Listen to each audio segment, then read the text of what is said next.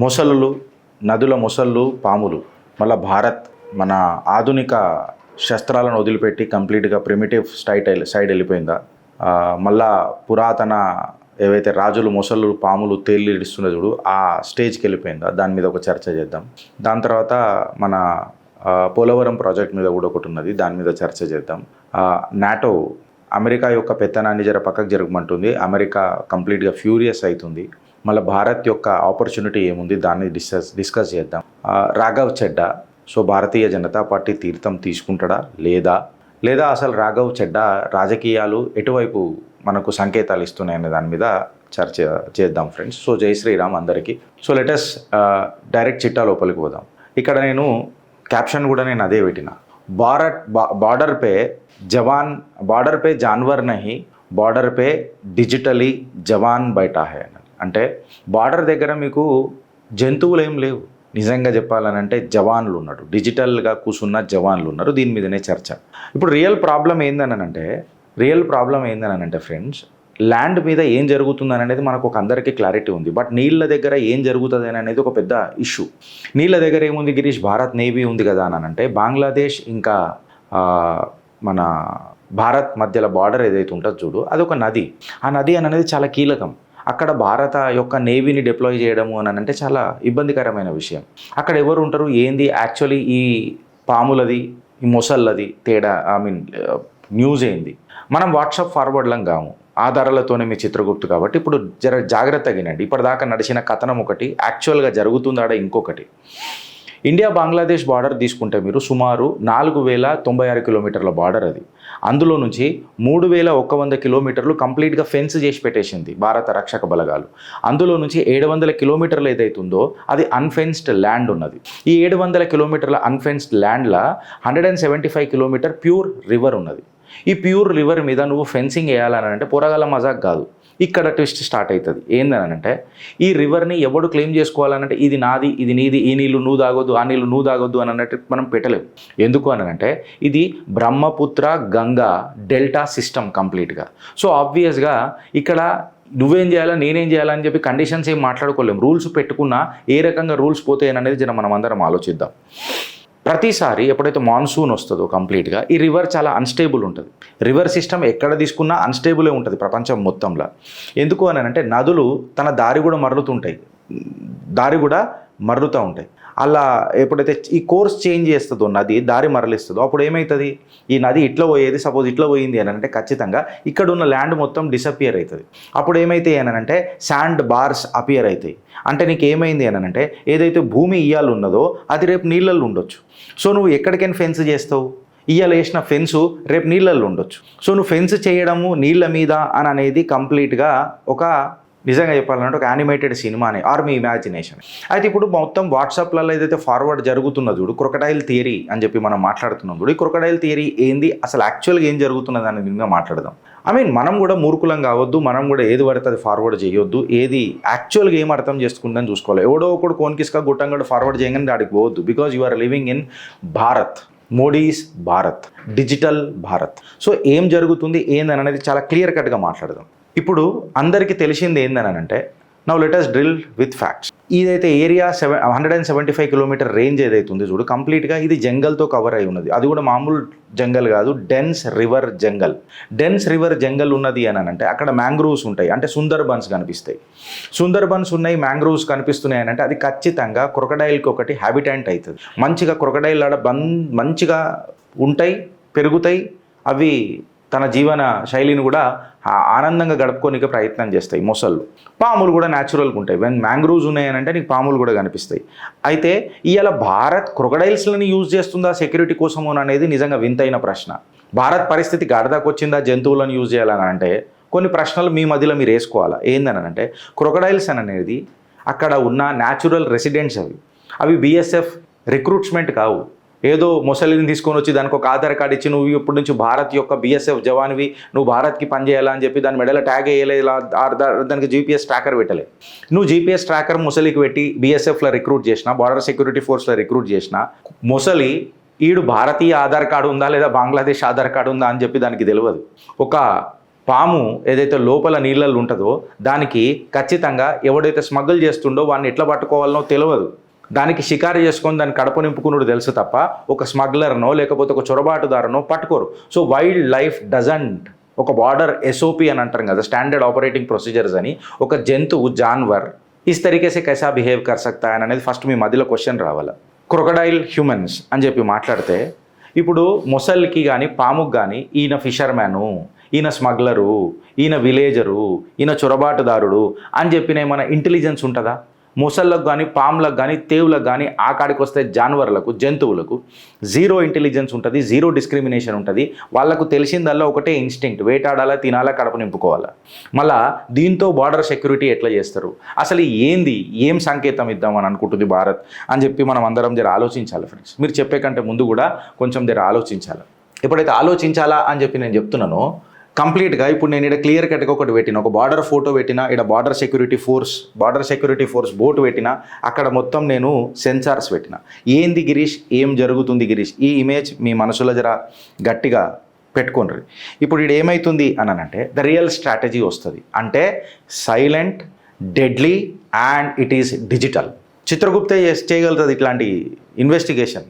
వేరే అన్ని ఛానళ్ళు పాములు ఆఖరికి ఏమంటారు శాటిలైట్ ఛానళ్ళు కూడా ఇవే మాట్లాడినాయి. ఇప్పుడు చాలా క్రూషియల్ పాయింట్ నేను మాట్లాడుతున్నాను. ఇది అందరికీ అర్థమవుతలేదు. పాములను ఇడిచిరు, తేళ్ళని ఇడిచిరు, క్రొకడైళ్ళని ఇడిచిరు అని అంటే మనం ఏమన్నా వెనకటికి పోతున్నామా, రాజుల కాలానికి పోతున్నామా, రాచరిక పాలనకు పోతున్నామా, ఏం పోతున్నాం అని చెప్పి మాట్లాడుతున్నాం. భారత్ సెన్సార్లు పెట్టి ప్రిసిషన్ టెక్నాలజీ మోడ్ యూజ్ చేస్తుంది ఫ్రెండ్స్. దీన్ని ఏమంటారు తెలుసా, CIBMS అని అంటారు. అంటే కాంప్రహెన్సివ్ ఇంటిగ్రేటెడ్ బార్డర్ మేనేజ్మెంట్ అని అంటారు.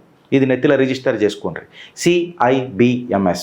ఇక్కడ Cని క్రొకడైల్ అనుకోవచ్చు, Iని ఇన్సెక్ట్స్ అనుకోవచ్చు, Bని నువ్వు ఏదన్నా అనుకోవచ్చు, బఫెలో అనుకోవచ్చు, లేకపోతే ఏదన్నా అనుకోవచ్చు, Mని మంకీస్ అనుకోవచ్చు, Sని స్నేక్స్ అనుకోవచ్చు. And integratedly it is called as comprehensive integrated border management system. ఇక్కడ రియల్ గేమ్ మొదలవుతుంది. ఏందని అంటే ఇది ఫెన్స్ కాదు, ఒక ఇన్విజిబుల్ కనబడని డిజిటల్ వాల్. ఈ సెన్సార్కి ఇట్లా మనం సినిమాలలో చూస్తుంటాం, ఒకటి ఇట్లా ఎర్ర లైన్ పోతుంటుంది, అట్లా కాలు పెట్టగానే కిసక్ మనకు వచ్చేస్తుంది.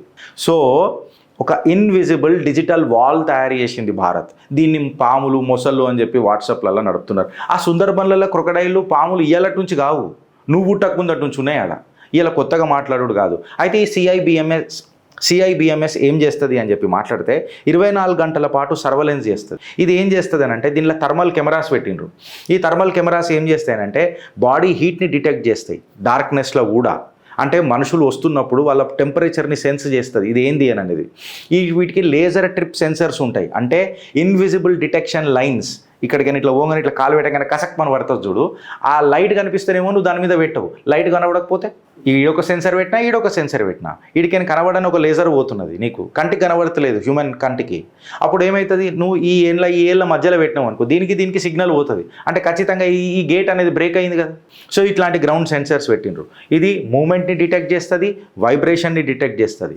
ఇదే కాకుండా నా భారత రక్షక బలగాలు అండర్ వాటర్ సోనార్ని పెట్టిర్రు. అంటే నువ్వు ఇన్సైడ్ వాటర్ కూడా ఏమైనా మూమెంట్ చేస్తే ఆ మూమెంట్ ట్రాక్ చేస్తుంది. దాంతోపాటు డ్రోన్స్, UAVs పెట్టినరు. ఏరియల్ ప్యాట్రోల్ నడుస్తుంది కంప్లీట్గా రియల్ టైంలో. మళ్ళీ ఇప్పుడు గద్దలను కూడా పెట్టినామా మనం, నేను అడుగుతున్నా. సో రేడార్ సిస్టమ్స్ పనిచేస్తున్నాయి. ఈ రేడార్ సిస్టమ్స్ ఏం చేస్తాయనంటే ఏదైనా కొత్త బోటు కనిపించినా, మూమెంట్ ప్యాటర్న్స్ కనిపించినా కంప్లీట్గా తీసుకుంటుంది. కంప్లీట్గా ఈ thermal cameras, laser trip sensors, ground sensors, under water sensors, drones, radar systems ఇవన్నీ AI అసిస్టెడ్ మానిటరింగ్లా సెంట్రలైజ్డ్ కమాండ్ సెంటర్లలో కంట్రోల్లో పనిచేస్తున్నాయి. అంటే 2 గంటల రాత్రికి కూడా వీడికని మెల్లగా చొరబాటు చేద్దామనన్నా, దట్టమైన ఫాగ్ ఉన్నా, వరదలున్నా, వాటర్లున్నా, లైట్ లేకపోయినా సిస్టమ్ నిద్రపోదు. దిస్ ఈజ్ నయా భారత్ ఫర్ యూ. మీకు క్లారిటీ వచ్చిందని అనుకుంటా. అయితే బార్డర్ సెక్యూరిటీ ఫోర్స్ పండుకోలే, జాన్వర్లను పెట్టలే, డిజిటల్ జవాన్లను పెట్టింది. ఆ డిజిటల్ జవాన్లు మన జవాన్లకు సంకేతం ఇస్తున్నాయి. ఇది వెనకటికి కూడా బంగ్లాదేశ్లో ఒక చొరబాటుదారులను ఇట్లనే పట్టుకుని ఉన్నారు సెన్సర్లు పెట్టి. అప్పుడైతే మనుషులు అడిగిన మూమెంట్ అవుతున్నారో ఆ సెన్సర్లు బీప్ సౌండ్ ఇస్తాయి. వెనకటికి కూడా మన చిత్రగుప్తులు ఇది మనం మాట్లాడినాం. సో బార్డర్ సెక్యూరిటీ ఫోర్స్లో ఒకటి వాటర్ వింగ్ అని ఉంటుంది. వాటర్ వింగ్ ఏం చేస్తుంది అని అంటే వీళ్ళు కంప్లీట్గా నదులలో ప్యాట్రోల్ చేస్తారు. ఇక్కడ ఇండియన్ నేవీని తీసుకురాలేము. ఇవి హై స్పీడ్ బోట్స్ ఉంటాయి.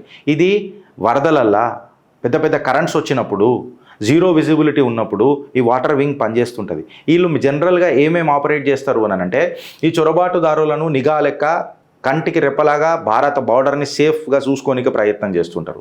ఎవడెవడైతే గూడ్స్ స్మగుల్ చేస్తారో, నార్కాటిక్స్ డ్రగ్స్ లాంటి పదార్థాలను స్మగుల్ చేస్తారో వాళ్ళని చూస్తారు. ఇల్లీగల్ క్రాసింగ్స్ ఏవైతేయో వాళ్ళని చూస్తారు. ఇక్కడ అసలైన సిసలైన మొదలవుతుంది. అంటే రివర్ బార్డర్ అనేది కేవలం చొరబాటుదారులకే కాదు ఆస్కారం. ఇక్కడ కేవలం మనము ఇల్లీగల్ ఇమైగ్రెంట్స్ వస్తున్నారు, ఇన్ఫిల్ట్రేషన్ అవుతుంది అని చెప్పి మనం మాట్లాడుతున్నాం కదా, కేవలం ఇదే కాదు. ఇక్కడ 2 రకాలుగా జరుగుతుంది. క్యాటిల్ స్మగ్లింగ్ కూడా జరుగుతుంది, నార్కాటిక్స్ రూట్స్ ఉంటాయి, అంటే డ్రగ్స్ ట్రాఫికింగ్ రూట్స్ ఉంటాయి, హ్యూమన్ ట్రాఫికింగ్ ఛానల్ కూడా ఉంటుంది, ఫేక్ కరెన్సీ మూవ్మెంట్ కూడా ఉంటుంది. మనం ఎన్నోసార్లు ఇవన్నీ చూసినాం. సో వాటర్ వింగ్ అనేది కేవలం నది యొక్క కాపలాదారులు గారాళ్ళు, కంప్లీట్గా ఎకనామిక్ ఇంటర్నేషనల్ సెక్యూరిటీ వార్ఫేర్కి డిజిటల్ జవాన్లు అవుతున్నారు వాళ్ళు. అందులో ఈ ఎలక్ట్రానిక్ వార్ఫేర్ సిస్టమ్ వాళ్ళకు కన్నులు అవుతున్నాయి. ఇండియా అప్రోచ్ ఏమున్నది అని చెప్పి మాట్లాడితే, ఇండియా అప్రోచ్ నీకు 2 మోడళ్లలో కనబడుతుంది. ఒకటేమో నీకు రిలీజ్ క్రొకడైల్స్ అని చెప్పి చెప్తారు, అవి ఆల్రెడీ ఉన్నాయి. కాకపోతే దానికి బంగ్లాదేశ్కి భారత్కి తేడా తెలియదు. ఎందుకు అని అంటే దానికి నువ్వు ఆధార్ కార్డు చూస్తుందా మొసలి చూడదు కదా. సో ఆబ్వియస్గా దీని మీద కంట్రోల్ ఉండదు, అవి టార్గెట్ చేయలేవు. అది సివిలియన్స్కి కూడా ప్రాబ్లం అవుతుంది, ఇంటర్నేషనల్ అవుట్రేజ్ కూడా వస్తుంది ఇట్లాంటివి చేస్తే. మానవత్వానికి ఇది విరుద్ధం కదా అని ఉంటారు కదా మానవతావాదులు మన భారతదేశంలో, వాళ్ళే మాట్లాడు.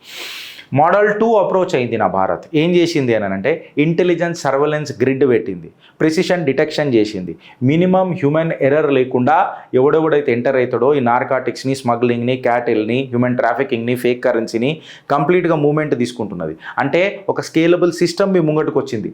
Data driven response. ఇలా మనం మాట్లాడుకునేటట్టు ఆధారాలు చూపించి నా కొడుకులను ఛాతీల గడ్డపార దించే ప్రయత్నం చేసిండ్రు.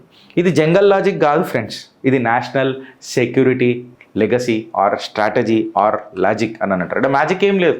బిగ్గర్ స్ట్రాటజిక్ మెసేజ్ ఏమని పోతున్నది అనంటే, ఇక్కడ అర్థం చేసుకోవాల్సిన విషయం ఏంటంటే ఫిజికల్ బార్డర్లు ఏవైతున్నాయో వాటిని భారత్ ఇవాళ స్మార్ట్ బార్డర్లు చేసింది. ఇవాళ కేవలం ట్యాంకులు నిన్ను కాపాడతలేవు, ఇవాళ నువ్వు పెట్టుకున్న ఫెన్సులు నిన్ను కాపాడతలేవు. ఇవాళ సెన్సర్స్, ఆ సెన్సర్స్ నుంచి వచ్చే డేటా, సర్వలెన్స్, డామినెన్స్ కంప్లీట్గా testing ground of the future అయింది. ఇక ఫైనల్గా మనం మాట్లాడుకోవాలనంటే ఇవాళ చెప్తున్నాడు ఎవడెవడు వాడు ఫార్వర్డ్ చేస్తాడు ఏమనంటే, అరే భారత్లో పాములు, క్రొకడైళ్ళు మనం ఫార్వర్డ్ చేస్తున్నాం కదా అని చెప్పి మనం మాట్లాడుతున్నాం. భారత్ జూ రన్ చేస్తలేదు బ్రదర్, ఒక సర్వలెన్స్ గ్రిడ్ రన్ చేస్తున్నది.